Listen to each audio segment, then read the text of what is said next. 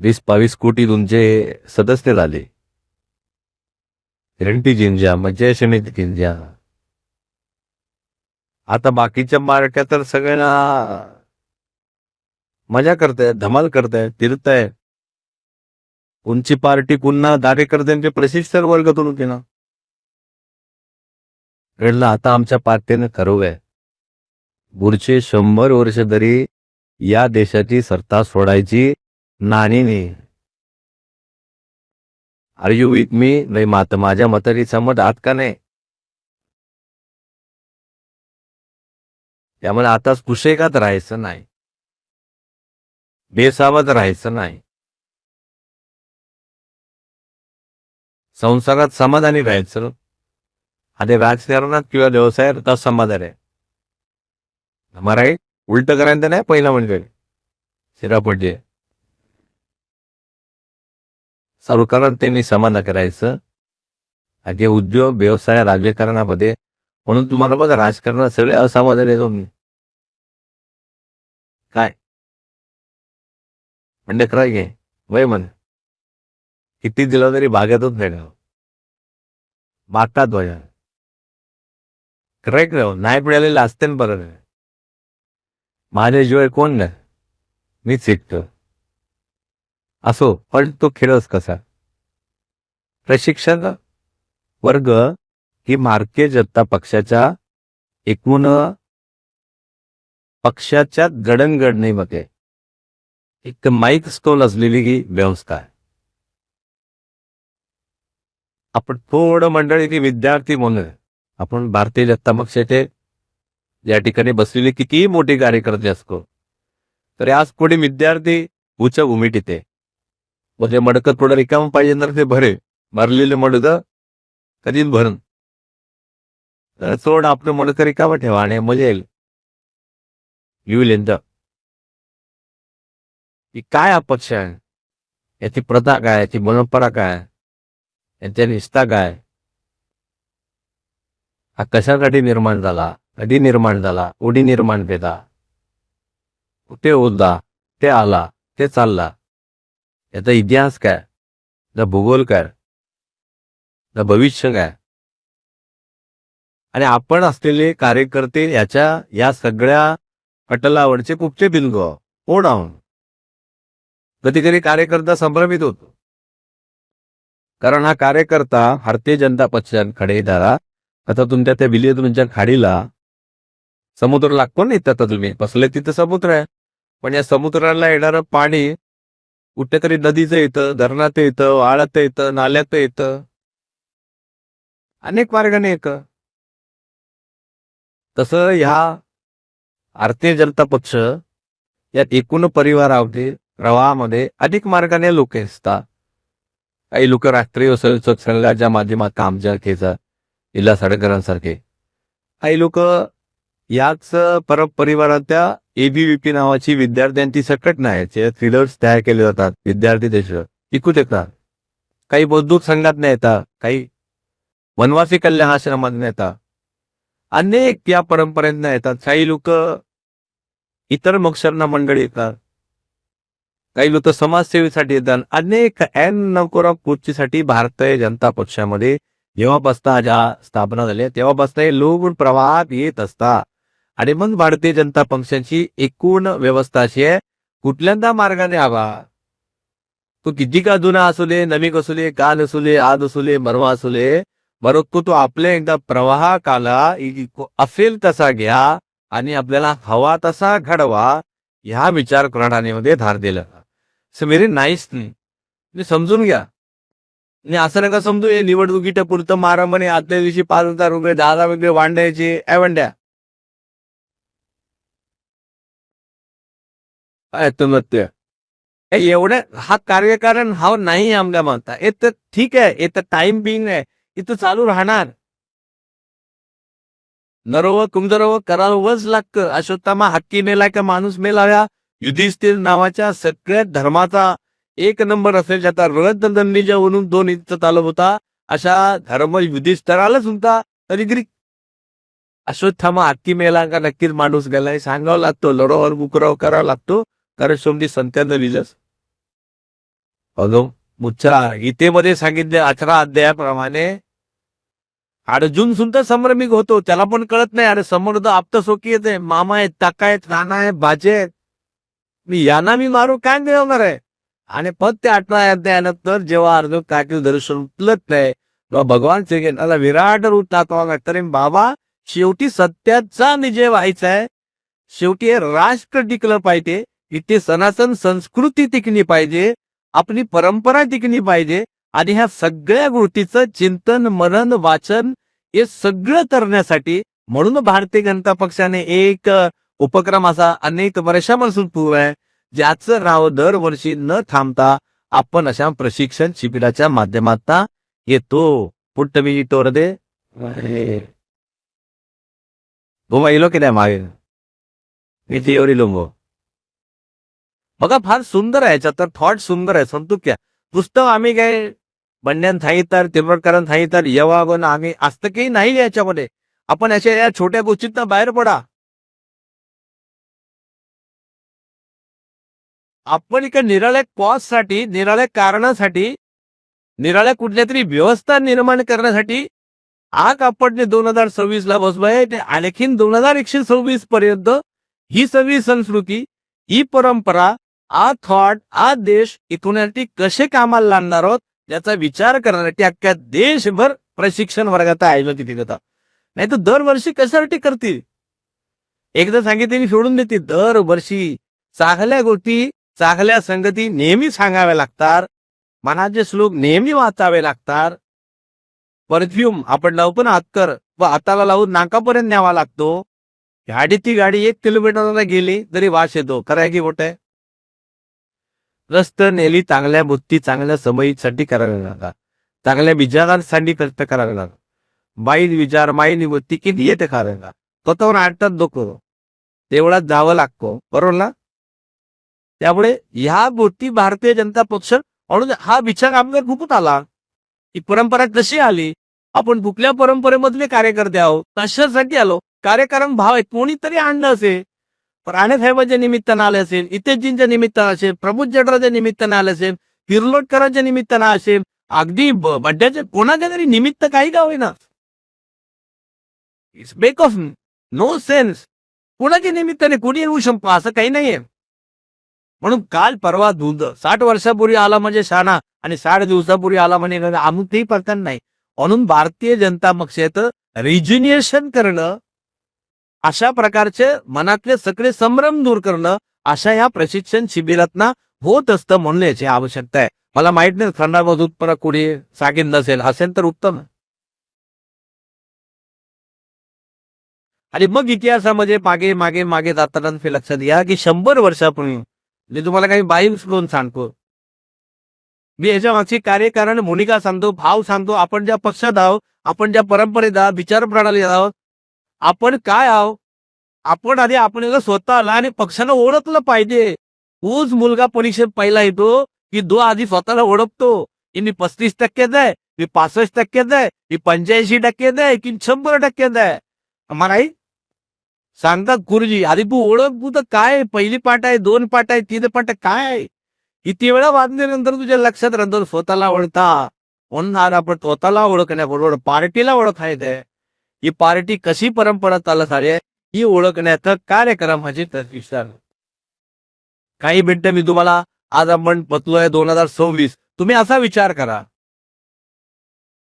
आपण 2026 ला ज्यांच्या आशीर्वादाने, ज्यांच्या हौत्यात्म्यामुळे, ज्याने स्वातंत्र्य मिळवलं त्या बरोबर 100 वर्षापूर्वी म्हणजे 1925च्या काळात असं समजा.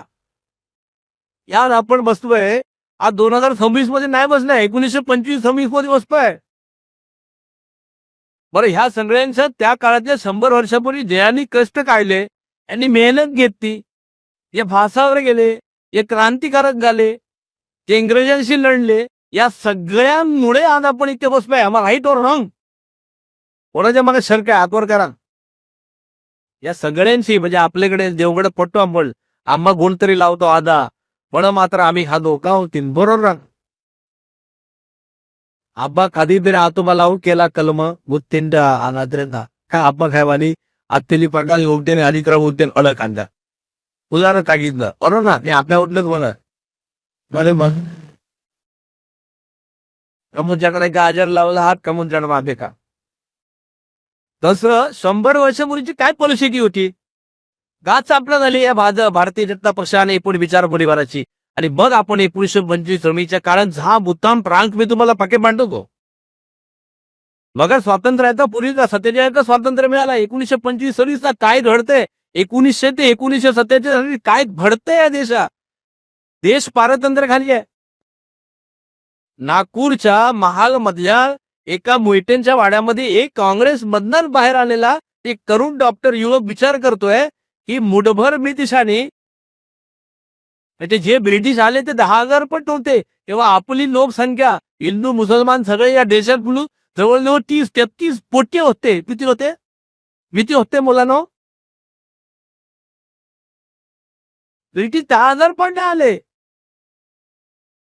मग तो डॉक्टर विचार करतोय 5,000 लोक आले त्याच्या आणि 25-30 कोटी लोक या हिंदुस्थानामध्ये पळाच लागलो. कारण आपण संघटित नव्हतो. आपल्याकडे स्वयंशिस्तीत नव्हतो. आपण एकमेकाच्या मदत करत नव्हतो. एकमेकाच्या विरोधात होतो. भावकीमध्ये वाटलेले होतो. जातीबातीमध्ये वाटलेले होतो. अस्पृश्यतेमध्ये वाटलेले होतो. जेव्हा हा समाज या देशामध्ये या भारतभूमीमध्ये जेव्हा कनिष्ठ होता आणि तो कसा ते वाटळ होत गेलं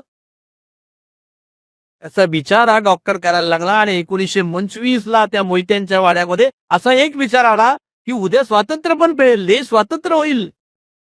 पण स्वातंत्र्य झाल्यानंतर परत पारतंत्र्य पेशावर जाणार नाही. आणि मग तू विचार करायला लागला मागे मागे मागे मागे गेला आणि त्यांच्या लक्षात आलं अरे हा आपला इतिहास 2-3 हजार वर्षांपूर्वी सुरू होतो. हा कालचानी परता भ्रष्ट मला काही ब्रिटिशांच्या दोघडात दूर भारत स्वातंत्र्य करायचं एवढ्या पुरतं नाही. मग हे का झालं असं. आणि मग त्याने विचार करायला लागला आणि तो हळूहळू मागे मागे मागे जायला. आणि लक्षात आलं की अरे ब्रिटिश यायच्या अगोदर म्हणजे 1157च्या अगोदर पर्यंत छत्रपती शिवाजी महाराजांनी जे साम्राज्य सुरू केलं होतं 1630 पासून 1630 महाराजांचा जन्म आहे. मग औरंगजेब जो 1707 थांबला. महाराजांनी थांबवत राहिला. आदिलशाही थांबवली. निजामशाही थांबवली. औरंगजेब थांबवला. आणि 1630 पासून मराठ्यांचं साम्राज्य या देशावर 150 वर्ष राज्य करू. शशी थरूर नावाचा काँग्रेसचा LPA माहिती असेल कोरोना आंबर वास्को कधी जाईल. त्यांना ब्रिटिश मध्ये लंडन मधल्या एका कॉलेजमध्ये एका मुलीने प्रश्न विचारला की ब्रिटिश जर या हिंदुस्थानात आले नसते 1857च्या लढाईनंतर ईस्ट इंडिया कंपनी पहिली आली. मग ईस्ट इंडिया कंपनीने ब्रिटिशांना सगळं साम्राज्य दिलं. याच्यासाठी झाली ती व्यापार करायला. पण व्यापार करताना राज्य करायचं. आणि एव्हा ते सांगतंय त्या मुलीला ती मुलगी म्हणते आम्ही जर आलो नसतो तो तुमचा साप अली गावऱ्यांचा देश राहिला असता. आदिवासींचा देश राहिला असता. तुम्ही राज्य करू शकले नसते. तुम्ही विमानतळ आणू शकले नसते. तुम्ही रेल्वे आणू शकले नसते. तुम्ही टेलिफोन आणि टेलिग्राम आणू शकले नसते. पोस्ट ऑफिसर आणू शकले नसते. कुणी राज्य केलं असतं. तेव्हा शशी थरूर सांगतात त्याला या पोरीला की बाळ तुझा अभ्यास करताय. जर या देशामध्ये ब्रिटिश आले नसते तर या देशामध्ये जे छत्रपती शिवाजी ते महाराष्ट्रामध्ये राज्य उभं केलं. अख्ख्या देशभर म्हणजे पानिपतच्या त्या इकडच्या अटकेपासून त्रिटकेपर्यंत म्हणजे अफगाणिस्तान पासून बांगलादेशच्या सीमेपर्यंत आणि हिमालयाच्या डोंगरापासून श्रीलंकेपर्यंत या देशावर राज्य केलं असतं. महाराष्ट्रात या मराठ्यांनी राज्य केलं असतं. अभिजन मध्ये नाव सांगतोय. कॉंग्रेसचा MP सांगतोय. आपल्याला कोण सांगत आहे. भारतीय जनता पक्षाची ओळख ही आहे. कार्यप्रणाली ही आहे. इतिहास हा आहे. भूगोल हा आहे. हे आपल्या आधी आपलं काय होतं आपलं स्व काय होतं ओळखा. मग हे डॉक्टर विचार करता. एवढं साम्राज्य मादक होते. संभाजी धनाजी होऊन गेले. छत्रपती शिवाजी महाराज होऊन गेले. संभाजी महाराज होऊन गेले. दिल्लीतला बादशाह सुद्धा मराठ्यांनी बसवला. तोपर्यंत हे लोक परत का आत्ताला गेले सगळे. आणि मग आणखीन डॉक्टर मागे जात आहेत. 15वं शतक आहे. बाबर आलेला आहे. बाबराच्या अगोदर 12वं शतक आहे. उगलत आलेले आहेत. गोरी आलेले आहेत. हे बोगल जे तिकडच्या अफगाणिस्तानात आणि तिकडे खैबर खिंडीतनं आले 1200 साठी आले. उडा आणखी मानिदा 530 ला इस्लामचा जन्म झालेला आहे. मोहम्मद पैगंबराचा जन्म झालेला आहे. कुराणाचा जन्म झालेला आहे. इसवी सन 530. उद्दाम काढून बघा. याच्या पुढे मागे जा. इसवी सन आलं पण 226 म्हणतो. बरोबर इसवी सन 1 ते 30 मध्ये ख्रिश्चन धर्माचा जन्म झालेला आहे. येशू ख्रिस्त जन्माला आलेले आहेत आणि त्याच्या प्रोटेस्टंट मंडळी त्यांना झोळावर लंटवलेला आहे. लेकिन येशू ख्रिस्ताचं इसवी सन सुरू झालेला आहे. म्हणजे पैगंबराच्या अगोदर 500 वर्ष येशू ख्रिस्त जन्माला आलत्या आणि मग येशू ख्रिस्ताच्या मागे आणखी 500 वर्षाचा जो इस्रायल आज आपण बघतो ना, इस्रायलच्या मारामाऱ्यासमोर जो यहुदी धर्म, याला ज्यू धर्म म्हणतो, त्या ज्यूच्या अब्राहमांचा जन्म झालेला आहे. म्हणजे इसवी सनापूर्वी 500 वर्ष अब्राहमिक रिलिजन चालू झाले. त्या अब्राहमिक म्हणून ख्रिश्चन जन्माला आले. ख्रिश्चनांच्या पुढे मुस्लिम धर्म जन्माला झाले. पण बाळानो, त्या अब्राहम हे 500 वर्ष अगोदर जन्माला आले. त्यावेळेला हिंदुस्थानात काय परिस्थिती होती? सम्राट बघा, म्हणजे येशू ख्रिस्ताच्या जन्माच्या अगोदर 300 वर्ष या देशामध्ये मौर्य आणि मुक्त साम्राज्य होतं. सम्राट चंद्रगुप्त मौर्यांचं राज्य होतं आणि या हिंदुस्थानामध्ये सुवर्णयुग आली. तुम्ही चॅट जीपीटीला माहिती घेऊ शकता गुगलमध्ये. जे आज अख्ख्या जगामध्ये हिंदुस्थानच्या जीडीपीचं कॉन्ट्रीब्युशन 1%, अमेरिकेच्या जीडीपीचं कॉन्ट्रीब्युशन 24%. त्यावेळेला सम्राट चंद्रगुप्त म्हणजे मुस्लिम धर्माचा जन्म व्हायच्या अगोदर, ख्रिश्चन धर्माचा जन्म व्हायच्या अगोदर आणि यहुदी धर्माच्या नंतर या जगामध्ये, या देशामध्ये, या जगामध्ये 24% जीडीपी हा तुमच्या हिंदुस्थानचा होता. चाणक्यांचा काळ आहे. मग चाणक्यांच्या काळाच्या परत मागे गेलो तर आणखीन दीड इसवी सन पूर्व 1500 सिंधू संस्कृती, मोहेंजोदडो, हडप्पा आपल्याला बघायला मिळतो, जिथून प्रभू रामचंद्र आणि कृष्णांची संस्कृती ताण होते.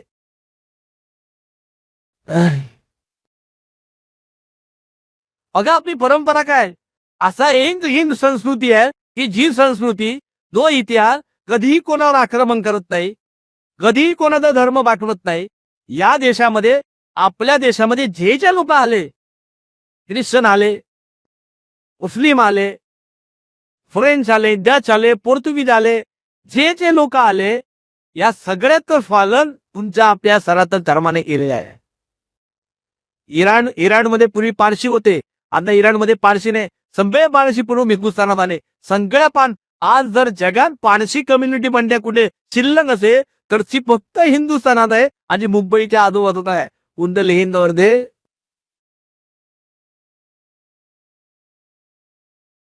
वसुधैव कुटुंबकम 20 माझं घर आहे. 1893 ला शिकागोला कोण गेले? शिकागोला सर्व धर्म परिषदेत स्वामी विवेकानंद गेलेले. जे साधू जातो तिथे आणि त्या सर्व धर्म परिषदेमध्ये मुस्लिम समाज आहे, ख्रिश्चन समाज आहे, यहुदी आलेले आहेत, अवतार सत्य मंडळ आलेले आहेत आणि त्या याच्यामध्ये एक आपला साधू उभा राहतो. तो पण अनेक लोकांचे वाचतले, याला एंट्री नाही आतमध्ये. सगळे बोलतायत ladies and gentlemen of all America. आणि आमचा हा माणूस तिथे सांगतोय sisters and brothers of my America. त्यांना कौतुक वाटलं. तो सांगतोय साधू की आम्ही वसुधैव कुटुंबकम वाले आहे. आमच्या धर्मामध्ये आम्ही जरी हे ते आम्हाला प्रत्येक प्राणी मात्रात आम्ही देव मानतो, कुत्र्यात, मांजरात, दगडात, झाडात. आमच्या देशात 30-33 कोटी देव माणसं आहे, आम्ही 33 कोटी देव मानतो. राहिली मोठा आहे. प्रत्येक माणसाला अधिकार आहे, प्राण्या मात्रांना अधिकार आहे. दगडात सुद्धा आम्ही देव बघतो. आम्ही कधी कोणाची हत्या व्हायला लागणार? माणसाला मारायचं असा आमचा धर्म आहे, अति संतुटी आहे. असं स्वामीगिरी 1893 जेव्हा सांगितलं ना शिकागोमध्ये, तेव्हा जगाचं लक्ष, अरे असं पण हा प्राचीन धर्म आहे. मग डॉक्टर सांगताय की असा धर्म, अशी संस्कृती वेळोवेळी लयाला का जाते? कारण ती संघटित नाही. आणि त्याच्यातून 1935 ला जेव्हा या सगळ्या अनेक मंडळी स्वातंत्र्यवीर आहे. मी समजून घ्या, 1925, 26, 30 चा काळ. लोकमान्य टिळकांचा 1920 ला मृत्यू झालेला आहे. 1911 ला स्वातंत्र्यवीर सावरकर अंदमान निकोबार मध्ये आहेत. भगतसिंग, राजगुरु, सुखदेव, सर अशफाकुल्ला खान, सर भरोसे की अमल तमन्ना अब हमारे दिल में है, देखना है जोर कितना बाजुए कातिल में, सर अशफाकुल्ला खान फाशीत लिहिलंय. हिंदू मुस्लिम ऐक्य नोरात आहे. 1905 मुस्लिम लीगची स्थापना झालेली आहे. 1915 याची स्थापना झाली आहे. हिंदू महासभेची स्थापना झालेली आहे. मुसलमान सगळ्या समाजाची काळजी घेण्यासाठी मोहम्मद अली जिल्हा आणि सगळ्या मंडळीने 1905 ला ढाक्यामध्ये बांगलादेशमध्ये मुस्लिम लीगची स्थापना केलेली आहे. सावरकरांनी आणि बुंदेने याची स्थापना महासंघाची स्थापना केली, हिंदू महासभेची. नंतर काँग्रेस त्याच्या अंगावर स्थापन झालेले आहे. या सगळ्यांचं एकच ध्येय आहे, या देशाला स्वातंत्र्य मिळावं. आणि मग आपण 1947च्या करारावर आलो. तेव्हा या देशाची फाळणी झाली. सगळी मंडळी सांगत होती देशाची फाळणी दूर नका, हिंदू मुसलमान आम्ही सगळे एका ठिकाणी राहू, आम्ही नाही भागणार, नका करू. गांधींनी सांगितलं होतं. हे मुद्दाम तुम्हाला सांगतो, आपण आज जे सुख भोगतो, आपण आज ज्या पार्टीची पद भोगतो, आपण सगळं साम्राज्य, सगळी सुख, सगळी संपत्ती भोगतो, ते कोणाच्या तेव्हा आपण भोगतोय, किती लोकांचे कष्ट आहे समजून घ्या. हा प्रशिक्षणाचा आता इतकं आहे. फाळणी झाली. 14 ऑगस्ट 1947 ला पाकिस्तानची निर्मिती झाली. महात्मा गांधी सांगतात की नका करू पाकिस्तान, हे राहू द्या एका ठिकाणी. डॉक्टर बाबासाहेब आंबेडकर सांगते नका करू भारत पाकिस्तान. आपण असे कायद्याने हिंदुत्व निर्माण करू, एक लोकशाही राज्य करू. हे सगळे हिंदू मुसलमान किशन सगळे एका लोकशाही प्रक्रियेमध्ये राहतील. आपण सगळ्यांसाठी यांना कायदेशीर व्यवस्था निर्माण करू, कायद्याची रचना निर्माण. बाबासाहेब सांगताय. आणि करायचं नसेल, जर तुम्हाला मोहम्मद अली जिन्नाना पहिलं पंतप्रधान व्हायचं होतं, नेहरूंना पहिलं पंतप्रधान व्हायचं होतं, या भांडणामध्ये पाकिस्तानची निर्मिती समोर आली. आणि मग बाबासाहेब सांगतायत जर भांडायचं असेल, जर तुम्हाला देश निराळच करायचा असेल, तर किमान सगळी जनसंख्या मुसलमानाची पाकिस्तानमध्ये, सगळी जनसंख्या हिंदुस्थानामध्ये. आपण जसं घडे वाटण करतो तसं पूर्ण वाटण करा, नाही तर पुढचे 1000 वर्ष हा समान हे भाऊ भांडतच राहणार. खरं की खोटं आहे? नाही देण्याचे. जर तुम्ही तिकडे पाकिस्तानचा भाग देत होते, आणखीन पंजाब दिला असता, पश्चिम बंगाल कुठे आहे, बांगलादेश कुठे आहे? हो, धक्काच येतो का डोळ्यासमोर? असं कोण वाटप करतं देशाचं? एक तिकडचा भाग घ्या, एक तिकडचा भाग घ्या, मधला भाग, असं कसं होणार? संपूर्ण राष्ट्र निर्माण केली आयुष्यभर. मुसलमान आणि हिंदू भांडण जे ब्रिटिशांनी लावून दिलं, जे ब्रिटिशांनी सांगितलं. बघा पण 14 ऑगस्टला पाकिस्तानची निर्मिती झाली आहे, 15 ऑगस्टला हिंदुस्थानची निर्मिती झाली आहे, आणि 17 ऑगस्टला इतिहास करून बघा, 17 ऑगस्टला या दोन्ही देशांच्या सीमारेषा निश्चित झाल्या. आणि विचार करा, 2 दिवसामध्ये रात्री सांगते विजयदुर्ग गेलं पाकिस्तान आणि गिरिया गेलं हिंदुस्थाना. काय करायचं ह्या लोकांनी एका रात्री? सरायची खोट आहे. आणि केवढा भूभाराम आहे माझं, 20-25 लाख. म्हणजे इकडच्या पाकिस्तानात असलेल्या हिंदूंची कत्तल झाली आणि हिंदुस्थानात असलेल्या मुस्लिमांची कत्तल झाली. 20-25 लाख हिंदू आणि मुसलमान मारले गेले. जशासाठी हा देश विभागला गेला का नाही? आधी आमचं म्हणणं, आम्हाला अखंड हिंदुस्थान, आम्हाला नव्हता विभाग येतात बुरंगोडते मध्ये. हे पाप करू नका. आमचा देश आहे, आमचा अखंड देश आहे, राहू द्या. आम्ही बघू मुसलमान हिंदू आमचं काय करायचं, आम्ही ठरवू, तुम्ही नका ठरवू. हे ब्रिटिशांनी जे रुजवलं होतं याची फळं आली. आणि अशा वेळेला मग डॉक्टर सांगतायत की अशा वेळेला स्वयं शिस्त आपल्याला एक समाज, एक संघटना उभी करावी लागेल. त्याच्यानंतर 8वी संघाचा जन्म. त्याच्यापासून नंतर मग 1948ला आपले महात्मा गांधींचा सत्या झाली आणि त्याच्यानंतर संघबंदी आली. आणि मग खोपर्यंत 1951ला लोकशाही प्रणाली सुरू झाली. या देशामध्ये लोकशाही आली आणि लोकशाहीमध्ये निवडणुका आल्या. आणि मग या निवडणुकीच्या काळामध्ये ज्या विचाराची आपली मंडळी आहे, ज्यांना राष्ट्र, हे राष्ट्र आपलं आहे, ही भूमी आपली आहे, याच्याशिवाय दुसरी भूमी आपल्याकडे नाही, असा ज्यांचा विचार आहे, ही संस्कृती जे मानतात, हिंदू असतील, मुसलमान असतील, ख्रिश्चन असतील, जे या भूमीला मातृभूमी मानतात, पितृभूमी मानतात, वंदे मातरम म्हणायला ज्यांना लाज वाटत आहे, हे सगळे हिंदू, मुसलमान, ख्रिश्चन, बौद्ध, हे सगळे आपले. मला सांगा, मी मुद्दाम तुम्हाला थोडा स्टॅटिस्टिक वर नेलो. जगाची लोकसंख्या किती आहे माहिती आहे? त्यांनी बडी थोडस त्या जगाची लोकसंख्या किती सांगले? काय कोण? 800 कोटी. टी माझ्या मागून बोला, मसीचन होईल. किती कोटी? 800 कोटी जगाची लोकसंख्या. जगात देश किती माहितीये? एनीबडी नव्हतं. जगात देश किती आहे? 193. किती? बोला बांधून माझ्या खायला हातू नका. मग शिक्षण वर्ग आहे. मी काय तुमची परीक्षा घ्यायला नाही रे. वाटते तिकीट वाटत नाही. बरोबर गेलाय. काय तुम्ही बिंदास बोला. 193 देश आहे. किती देश आहे? लोकसंख्या किती आहे?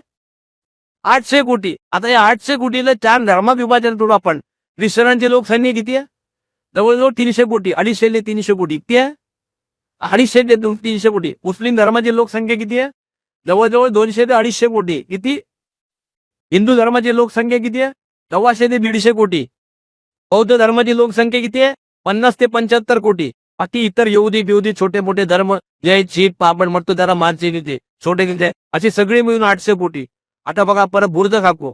ज्या धर्माची 200-250 कोटी लोकसंख्या आहे त्या ख्रिश्चन धर्माची 193 पैकी किती देश आहे? इंग्लंड पासून. इंग्लंड सुद्धा ख्रिश्चन राष्ट्र म्हणून त्यांनी जाहीर केलेलं आहे. हे ब्रिटिश आपल्याला सांगतात मी तुम्ही धर्मनिरपेक्ष राहा. हे ब्रिटन आपला मात्र राजधर्म ख्रिश्चन लिहिते.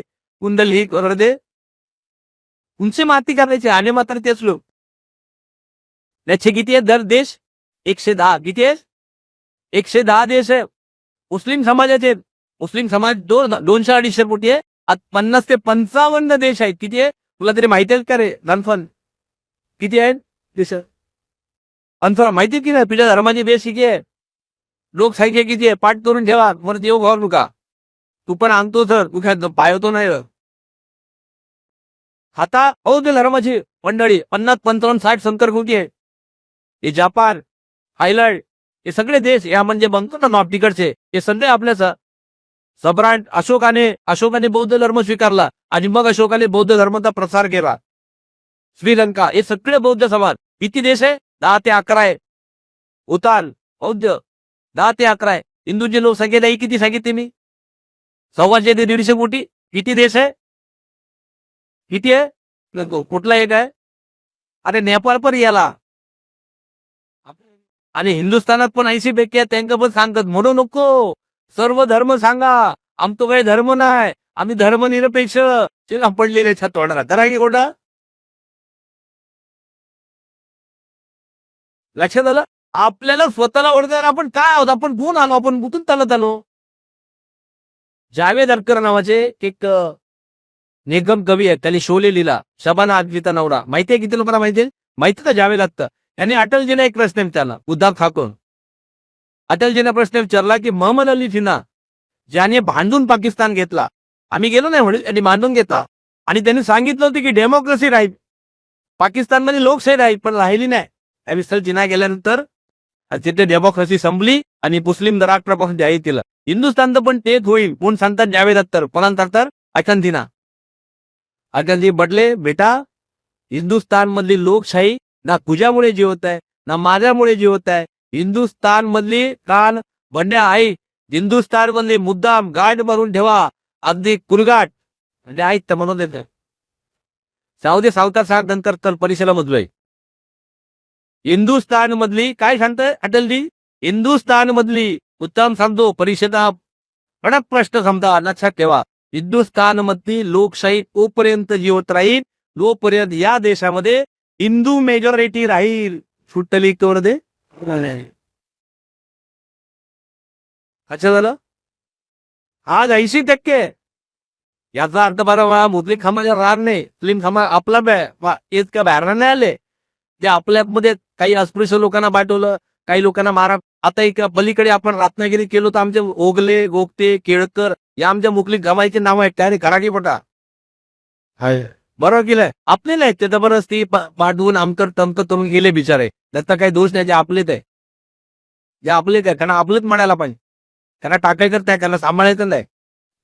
पाकिस्तान हिंदुस्थानने मुस्लिम समाज जेवढा काँग्रेस सांगणारा जगाच्या पाठीला कोणी नाही सांगणारा. उदाहरण सांगतो पाकिस्तानची निर्मिती झाली 7-7.5 कोटी लोकसंख्या होती. किती होती?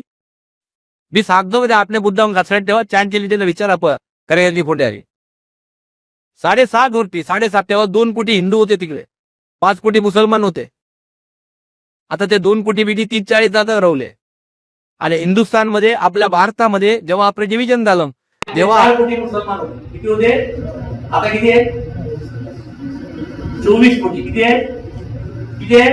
मग सांगा, आपल्या मुस्लिम समाजाचं जास्त कौतुक पाकिस्तान करते की हिंदुस्थान करते? कोणतं लिंक करते? मुस्लिम समाज जास्त सुरक्षित कुठे आहे? कारण आपली संस्कृती तशी. आपले संत ज्ञानेश्वर पण सांगतात, बाळांनो, जमिनीवर पाय ठेवताना सुद्धा पायाखाली मुंगी येणार नाही ती बघा. त्या मुंगीला मारलं तरी तुम्ही नरकात जाल. खरं आहे की खोटं आहे? आपली लोक साखर घालतात त्याच्यासाठी, मुंगीसाठी. राजमात्रावर दया करा, रंजन काढण्याची मदत करा, हे सांगणारा आणि आपल्या धर्मामध्ये, आपल्या संस्कृतीमध्ये आपल्याला वाईट परंपरा फेकून देणारा या पृथ्वी तलावरती एकच संस्कृती आहे, तुमची संस्कृती आहे की नाही? सती परंपरा दिली नाही फेकून, अस्पृश्यता दिली नाही फेकून. अशा धर्माचे, अशा सनातनचे, अशा संस्कृतीचे, अशा गोष्टीचा फॉलो करणारा आपल्याला कोणी म्हटलं तरी चालेल की तुम्ही बुरसटलेले आम्ही आहोत, आमची संस्कृती ग्रेटच आहे, हे डॉक्टरांनी सांगितलं. आणि त्याच्यातून निर्मिती भारतीय जनता पक्षाची झाली. हे पहिलं झालं जनसंघ. जनसंघाची स्थापना कधी झाली? जनसंघाची स्थापना कधी झाली म्हणत्या? आणि ज्या पार्टी, त्या पार्टीची स्थापना कधी झाली माहित नाही. पहिला आपला पक्ष होता जनसंघ, कधी होता? कोण? प्रशिक्षण फेर नफा म्हणत्या सगळे 1950 चुकला. पुस्तक आपल्या हातात म्हणून तरी पास बघा, कॉपी तर करा. जिरा पडली 1951. किती ऑक्टोबर? किती पास झाले? 1951. 21 ऑक्टोबर 1951. जोरदार मला माया मागून. 21 ऑक्टोबर 21 ऑक्टोबर शाबास. जनसंघाची पहिली हे काय होती? निशाणी काय होती? अरे बोल, कोण आहे? बोल. खणखणीत गाणे राणे बोला. पंटी होती, अंधकार होता, अंधकारामध्ये एक पंटी जाळावी म्हणून पंटी आली. आणि मग 1951 ला श्यामाप्रसाद मुखर्जी पहिले अध्यक्ष आहेत, पंडित दीनदयालजी दुसरे अध्यक्ष आहेत. त्यांनी अंत्योदयाचा मार्ग सांगितला. श्यामाप्रसाद मुखर्जीने आपलं राष्ट्र आपलं एक आहे, अखंड राष्ट्र व्हावं, काश्मीरसाठी झगडले, 370 कलम निघून जावं. काश्मीर मध्ये आपले मुस्लिम, त्यांना पण डेव्हलपमेंटचे अधिकार आहे, त्यांना पण त्या ठिकाणी मोठे झाले पाहिजे, त्यांना पण शिक्षणाचा अधिकार मिळाला पाहिजे. मग ते शहीद झाले. दुसरे हे शहीद झाले अंत्योदयासाठी. या सगळ्याचा कार्यकारण भाव आहे शेवटच्या माणसाला त्या ठिकाणी आपण मदत करणं. अंत्योदय दीनदयालजींनी दिला. आणि मग इंदिरा गांधी याला आणीबाणी आली. कधी आली आणीबाणी माहितीये का? 1975 ला आणीबाणी आली. आणि मग एक निराळी पार्टी सगळ्यांनी निर्माण केली. त्या पार्टीचं नाव काय? जनता पक्ष. जनता पक्षातनं आपण बाहेर पडलो. आणि ते बाहेर पडलो आणि मग भारतीय जनता पक्ष आला. त्याची तारीख काय? आणि प्रवाह आहे तुमचा, तुमचा हे आहे कधी? 10 एप्रिल 1980, 85, 83, 84 किती? जेवढे कार्यकर्ते तेवढे आकडे एकदम मटका लावून 1980. बोला. 6 एप्रिल 1980. बोला. पहिले किती? 21 ऑक्टोबर 1951 जनसंघ. दुसरा आलं भारतीय जनता पक्ष 1980. 6 एप्रिल परवा सोमवारी ना म्हणत्या 6 एप्रिलला. आणि तिथून भारतीय जनता पक्षाचा पुढचा संघर्षाचा प्रवास होता. अनेकांनी माहिती शेतकरी करत जातो. आणि मग तो 14 पर्यंत आला. आणि मग त्या संघर्षांना आता ह्या सगळ्याच्या मागे भारतीय जनता पक्षाची मी तुम्हाला भूमिका सांगितली की गेले हजारो वर्ष झालेला तो संघर्ष आहे, ती संस्कृती आहे, ती टिकवण्याचं काम, राष्ट्र टिकवण्याचं काम. आणि अशा प्रकारचे स्वयंसेवक निर्माण व्हायचे. तुम्ही पण स्वयंसेवक आहात. जो या राष्ट्राचा विचार करतो, जो या देशाचा विचार करतो, देशाच्या सीमा सुरक्षित राहतो. कारण पुन्हा दुसरं राष्ट्र आपल्याला नाही आहे जगाच्या पाठीवर. मी सांगितलं ना, या इतर धर्मांसाठी 50-55 देश आहेत, त्यांना 110 देश आहेत, त्यांना 10 देश आहेत. तुमचा चिरा पडली आहे याच्यात समुद्र दोडी मारले तिथं पर्याय येत नाही. कुंडली कोण घ्यावता नाही गावाचा पुत्र. म्हणून आपल्या देशाची, आपल्या पार्टीची भूमिका आहे ही राष्ट्राभिमानी पार्टी आहे, राष्ट्रवादी पार्टी आहे. शरद पवारांच्या राष्ट्रवादीची नाही, बरोबर म्हणतात? राष्ट्रवादी पार्टी. देव, देश आणि धर्माचं रक्षण करणारी, महिलांचं संरक्षण करणारी. बघा, मी परत सांगतो, छत्रपती शिवाजी महाराजांनी कल्याणचा किल्ला जिंकलेला आहे. कल्याणच्या किल्ल्यावरला फार मोठी संपत्ती महाराजांनी आणलेली आहे. आपण का महाराजांचं पाहिजे मी सांगतो ना, 1630 पासून आपण जो इतिहास पाहतो त्या छत्रपती शिवाजी महाराजांनी निर्माण केलेलं हिंदवी राज्य आपल्याला पुन्हा आपल्याला या लोकशाही मार्गाने आणायचं आहे. आपल्याला लोकशाही करावी, आपण त्या धर्माचे राजकारण करणार नाही, पण संस्कृती आमची ती आहे. आमची संस्कृती ती आहे, आमची मेजॉरिटी ती राहणार आहे, आमचे देव ते राहणार आहे. आणि त्या आलेल्या सगळ्या घरामध्ये एका पेटाऱ्यामध्ये त्याची सून आलेली आहे सुभेदाराची, आणि त्या सुभेदाराची सून महाराजांसमोर उभी केली जाते. अत्यंत सुंदर. तेव्हा महाराज सगळ्या मावळ्यांना दम देतात की परकीयांच्या शत्रूच्या संपत्तीवर एक वेळ डल्ला मारा, पण शत्रूची आपल्या स्वतःची तर थोडा, पण शत्रूच्या स्त्रीवर सुद्धा वाईट नजर टाकायची नाही. तिला तो काय पोटी नारळ पोटी भरलेले आणि तिला परत पोचवलाय आणि सांगितलं मावळ्यावर लक्षात ठेवा, पर स्त्री ही माते समानच मानली पाहिजे, ती स्वतःची असेल नाही तर शत्रूची असेल. हे सांगितलं आणि पार्टीने हे ऍक्सेप्ट केलं. आपल्या स्त्रियांना सन्मान द्या, संस्कृतीला सन्मान द्या, राष्ट्राच्या सीमा बळकट करा. जे प्रभू रामचंद्राच्या नावाने का प्रभू रामचंद्र राम मंदिर बांधलं मोदी साहेबांनी.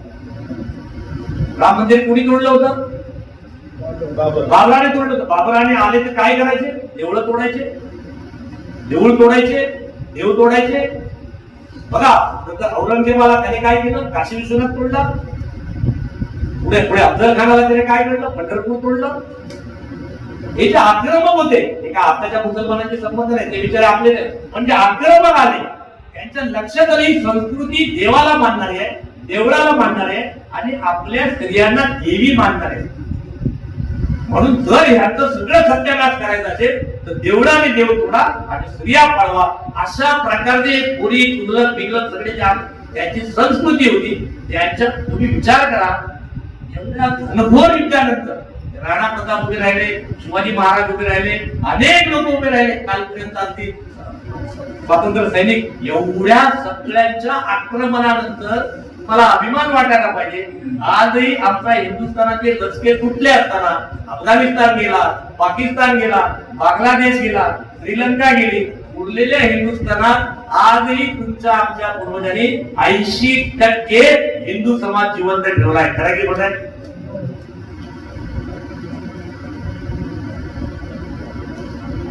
या प्रशिक्षणाचा तो उद्देश आपला कार्यकारण हा आपण कशासाठी करतो. आणि मग त्या डॉक्टरने ठरवलं अशा प्रकारची संघटना 100 वर्ष कुठली संघटना जिवंत राहते. 100 वर्ष डॉक्टर केशव बळीराम हेडगेवारांनी राष्ट्रीय स्वयंसेवक संघ आला, त्याच्यातून आपण सगळे निर्माण झालो आणि ती प्रेरणा घेऊन म्हणून डॉक्टरांनी सांगितलं. एक प्रसंग सांगतो तुम्हाला. डॉक्टर जेव्हा पहिले गुरुपौर्णिमा उत्सव करतात संघामध्ये, किती लोक जातात मला माहित नाही संघाच्या उत्सवाला, पण गुरुपौर्णिमेचा उत्सव करतात आणि आजच्या परिस्थितीला अगदी कान टोचणारा प्रसंग आहे म्हणून मुद्दाम सांगतो. डॉक्टर जेव्हा असे बसले, गुरुपौर्णिमेचा उत्सव होता, सगळे समोर बसलेले आहेत. पहिला गुरुपौर्णिमा 1925 चा. सगळ्यांना वाटतं आता गुरु कोण सांगणार? गुरु म्हणजे डॉक्टर, त्यांनी तर स्थापन केलं तेच गुरु.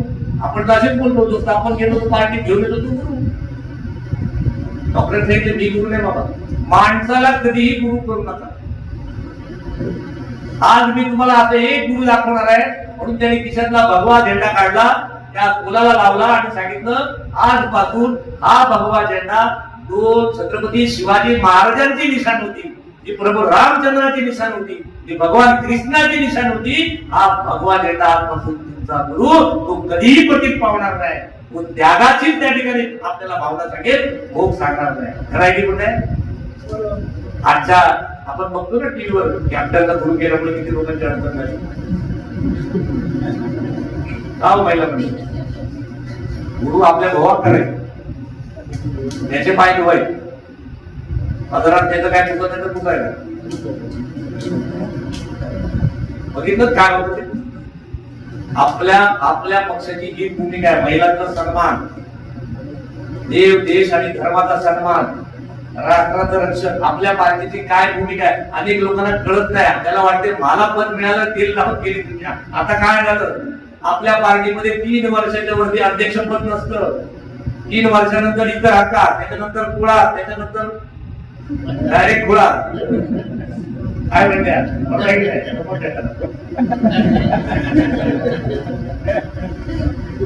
तुझे आहे त्याला माहिती आहे. कोणाचाही सातबारा लागत नाही, ठाकरेंचा लागत नाही, पवारांचा लागत नाही आणि राणींचा पण लागणार नाही. तुम्ही चिंता करू नका. जगांचा पण कोणाचाच नाही. देशाचा, देवाचा, धर्माचा, त्याच्यासाठी काम करतोय आपण. आपण कोणासाठी काम करतो हे महत्वाचं आहे, लक्षात ठेवा. आपण देव, देश, धर्म हे टिकवण्यासाठी का तर तुम्ही टिकाल.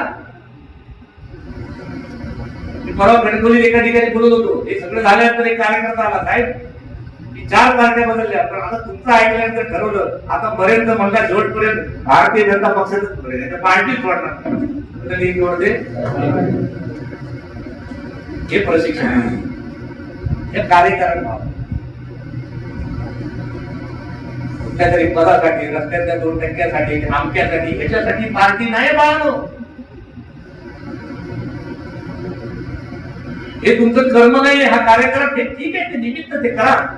आमचं काय म्हणतात, ते लढत करायला काही गोष्टी कराव्या लागतात, युद्ध लढताना अनेक गोष्टी कराव्या लागतात, जिंकण्यासाठी अनेक गोष्टी कराव्या लागतात, पण तोच अंतिम ध्येय नाही आहे. आपलं ध्येय वेगळं आहे. आणि हे करताना मगाशी मी सांगितलं की जे अंत्योदयाचं शेवटचं आपलं आहे, त्या अंत्योदयाचं म्हणजे गावातल्या शेवटच्या माणसाला अन्न, पाणी, वस्त्र, निवारा हे सगळं मिळालं पाहिजे, म्हणजे त्याच्यापर्यंत पोहोचलं पाहिजे. मोदींनी केलं देशात, महाराष्ट्रात देवेंद्रजी करताय, जिल्ह्यात नितेशजी करताय.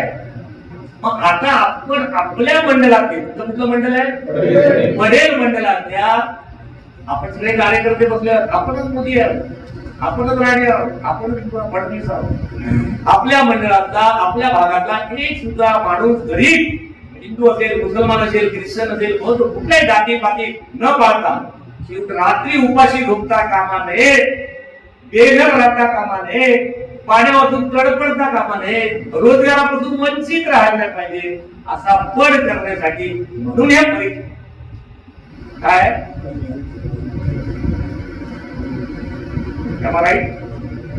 हा घेतला असा प्रशिक्षण त्याच्यासाठी उचलायचं नाही, मातायचं नाही, घेतला असा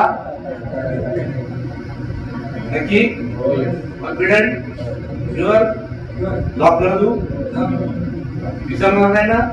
म्हणून बाळाचे प्रश्न हा इतिहास, आपण इतिहासाचे कसले कसले धुरंधर आहोत. आपली परंपरा कुठून सुरू झाली आहे, त्याचा माणूस आहे ना आपल्या स्वतःभोवतीच गुरफटतो. मीच म्हणजे त्याला काहीतरी वाटायला लागतं. म्हणजे असं गमतीने एका मोटिवेशनल स्पीकर सांगतात, जेव्हा 25 वर्षाचा होतो तेव्हा वाटायचं की जग बदलेल, 35शीत आल्यानंतर लक्षात आलं जग नाही बदललं, देश तरी बदलतो. 40-45 झालं वाटतं देश नाही बदलला, जग नाही बदललं, जिल्हा तरी बदलतो. 60 आल्यावर वाटतं म्हणून ते गाव तरी बदलतो.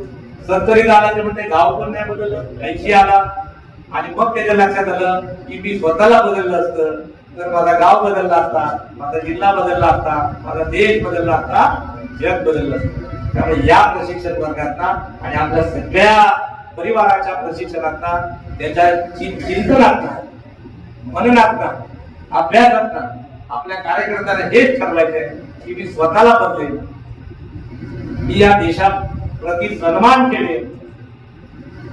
अंत्योदय जो आपल्या ज्येष्ठांनी सांगितलं, त्या अंत्योदयाची काळजी घेईन गरिबाची, राष्ट्रांच्या सीमांचं रक्षण करेन, देव देश धर्माचं रक्षण करेन, माझा सगळा पक्ष समजून घेईन आणि ज्यांना पद मिळाले त्यांचा नाही, म्हणजे ज्यांना पद नाही मिळाले त्यांचा सन्मान करेन.